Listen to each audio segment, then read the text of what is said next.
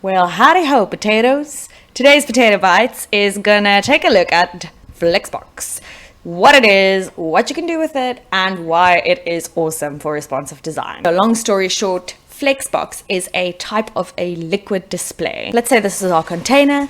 You can think about it as a div if you want to think in programming terms. And if I apply flexbox to this container, everything inside of it will act fluid according to rules you set out. Now we have our two elements that are inside of this container. As you can see, some overflow is happening here. On this container, I say display flex. So everything inside of it acts fluid. Boom, you have this. Why do we immediately have this? It's because by default, it chooses flex direction row. If you are confused about what row and column mean, just think about Microsoft Excel. This is one row, and like this, you have your columns. Direction column, and you have direction row. You can specify how these items or blocks align within your container. If we say I want it to align to the top, congratulations, we've got it aligned to the top. You want it to align it to the bottom, or as we say in flexbox, end, you have it aligned to the end. And you can also choose center. So alignment will be this, it'll be top to bottom. For justification, we are able to specify from left to right how it will act. If we want it at the start, if we want it at the end, if we want it in the center, you can say that I want space between.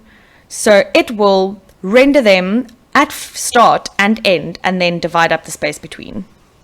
If you have space evenly, it will be, I'm only human, I'm going to try my best to get the spacing equal.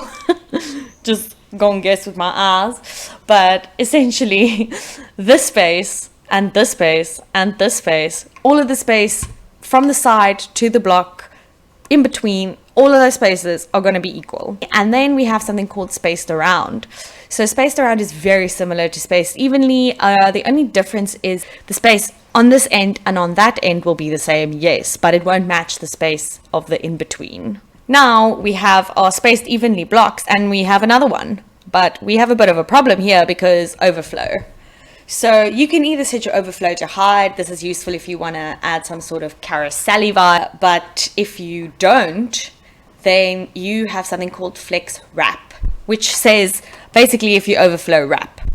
Not like M&M wrap, but just like, wrap it around. What you'd want to do then is you'd obviously want to make sure that your container is big enough to handle this wrap. So you could either have your container dynamically sized based on the content, or you can just make sure that you specify it if you know how many elements are going to be inside of it. So if, for example, we have another one and it's set to spaced evenly, right? You have to remember that the top row and the bottom row are going to act as spaced evenly. And spaced evenly in this situation looks like this, because remember, spaced evenly has all of the spaces exactly the same. And if it's a space between situation, you're probably going to be looking at something like this. So just remember, both of these rows will have their justification applied separately, even though you can't specify it separately. So I can't be like, oh, for row 1, make sure it's spaced evenly, and for row 2, make sure it's spaced between. It will apply as one thing because it's one container. You can only give it one property of justification. With flex direction column, you have to keep in mind that align and justify are swapped. If you say align center, you're going to expect it to do this. But that is not the case for direction column. Align center does this, and align end does that.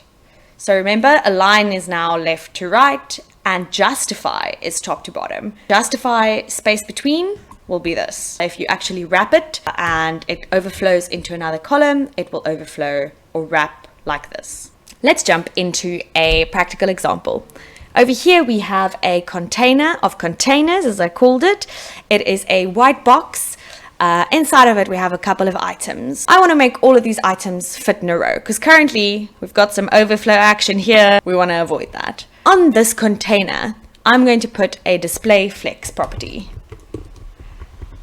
And now all of them fit into the container. They've all been squished into a row, even though there is a little bit of overflow happening there. As you can see, as I hover over it, you see that like purple box is showing there's some overflow, so it's squished it to kind of fit in. By adding a wrap, see, a flex wrap, it'll automatically, you know, wrap them over because there was some overflow over there. Inside of this container, they are aligned to flex start. So I'm going to go for align items, and it's going to be center. So you see center, flex end, takes it there, flex start, takes it back, and we go to center. Justify content, we are going to move them. You see here we can do center, we can do the end, we can do our favorite ones over here. We have space between.